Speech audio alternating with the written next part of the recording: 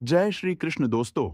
ज्ञान वंदना चैनल पर आप सभी मित्रों का स्वागत है दोस्तों। हिंदू धर्म में भक्ति को सर्वोत्तम स्थान दिया गया है। भक्त की भक्ति के कारण तो भगवान भी दौड़े चले आते हैं। भक्ति की व्याख्या अलग अलग ग्रंथों में अलग प्रकार से की गई है। विभिन्न मत और समुदाय भक्ति को अपने तरीके से परिभाषित करते हैं, किंतु हमारे ग्रंथों में 9 प्रकार की भक्ति को बड़ा महत्व दिया गया है, जिसे नवधा भक्ति कहा जाता है। नवधा भक्ति का उल्लेख हमारे ग्रंथों में 2 बार किया गया है। इसका पहला वर्णन विष्णु पुराण में आता है, जो सतयुग में भगवान के नरसिंह अवतार से संबंधित है।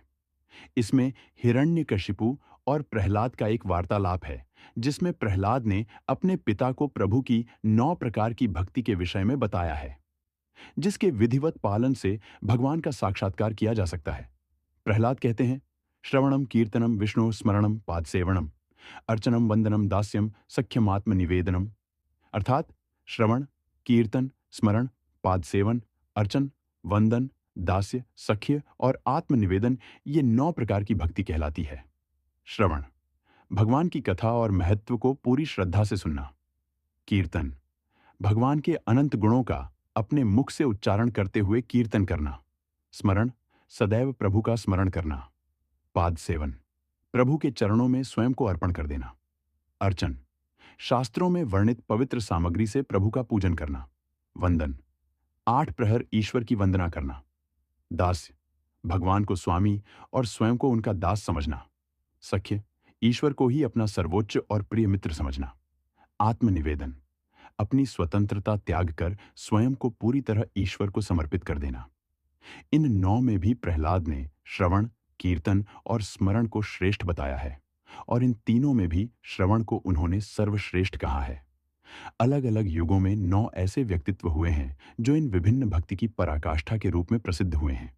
ये हैं श्रवण, परीक्षित को कीर्तन, शुकदेव स्मरण, प्रहलाद पाद सेवन, माता लक्ष्मी अर्चन, पृथुवंदन, अक्रूर दास्य। हनुमान, सख्य, अर्जुनल, आत्मनिवेदन, दैत्यराज बलि। आधुनिक युग में नवधा भक्ति को प्रसिद्ध करने का श्रेय गोस्वामी तुलसीदास को जाता है। उन्होंने श्री रामचरितमानस के अरण्यकांड में प्रभु श्री राम द्वारा इस नवधा भक्ति का उल्लेख किया है। रामचरितमानस के अनुसार जब श्री राम शबरी से मिलते हैं तो वो कहती हैं कि मैं नीच कुल में जन्म लेने वाली आपकी भक्ति की अधिकारिणी कैसे बन सकती हूँ। तब श्री राम कहते हैं कि हे भामिनी सुनो, मैं केवल एक ही भक्ति का संबंध मानता हूँ। जाति पाति, कुल, धर्म, पद्धाई, धन, कुटुंब, गुण और चतुराई, इन 9 गुणों के होने पर भी भक्ति से रहित मनुष्य ऐसा लगता है जैसे जलहीन बादल।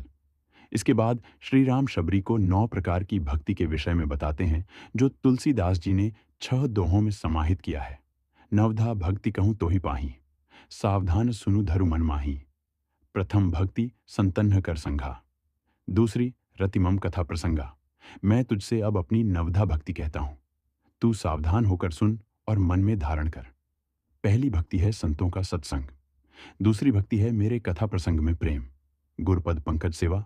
तीसरी भक्ति अमान, चौथी भक्ति मम गुणगण करी कपट तजिगान। तीसरी भक्ति है अभिमान, रहित होकर गुरु के चरण कमलों की सेवा। और चौथी भक्ति है कि कपट छोड़ ढकर मेरे गुण समूहों का गान करे। मंत्र जाप मम दृढ़ विश्वासास, पंचम भजन सो वेद प्रकाशा। छठ दम सील बिरति बहुकर्मा, निरत निरंतर सज्जन धर्मा। मेरे राम मंत्र का जाप और मुझ में दृढ़ विश्वास, ये 5वीं भक्ति है जो वेदों में प्रसिद्ध है। छठी भक्ति है इंद्रियों का निग्रह, शील, अच्छा स्वभाव या चरित्र, बहुत कार्यों से वैराग्य और निरंतर संत पुरुषों के धर्म आचरण में लगे रहना। सातवम सम मोहि मय जग देखा, मोतें संत अधिक करी लेखा। आठवां जथा लाभ संतोषा, सपने हूं नहीं देखी परदोषा। 7वीं भक्ति है जगत भर को संभाव से मुझ में ओतप्रोत राममय देखना और संतों को मुझसे भी अधिक करके मानना। 8वीं भक्ति है जो कुछ मिल जाए उसी में संतोष करना और स्वप्न में भी पराये दोषों को ना देखना। 9वम सरल सब संचलहीना, मम भरोस ह्यूं हर्ष न दीना। नव महु एकू जिन्ह केन होई, नारी पुरुष सचराचर कोई। 9वीं भक्ति है सरलता और सबके साथ कपट रहित बर्ताव करना, हृदय में मेरा भरोसा रखना और किसी भी अवस्था में हर्ष और दैन्य विषाद का ना होना। इन नवों में से जिनके एक भी होती है, वह स्त्री पुरुष जड्ड चेतन कोई भी हो, सोई अतिशय प्रिय भामिनी मोरें। सकल प्रकार भगति दृढ़ तोरें, जोगी बृंद दुर्लभ गति जोई।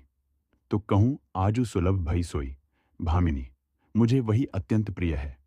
फिर तुझमें तो सभी प्रकार की भक्ति दृढ़ है, अतएव जो गति योगियों को भी दुर्लभ है, वही आज तेरे लिए सुलभ हो गई है।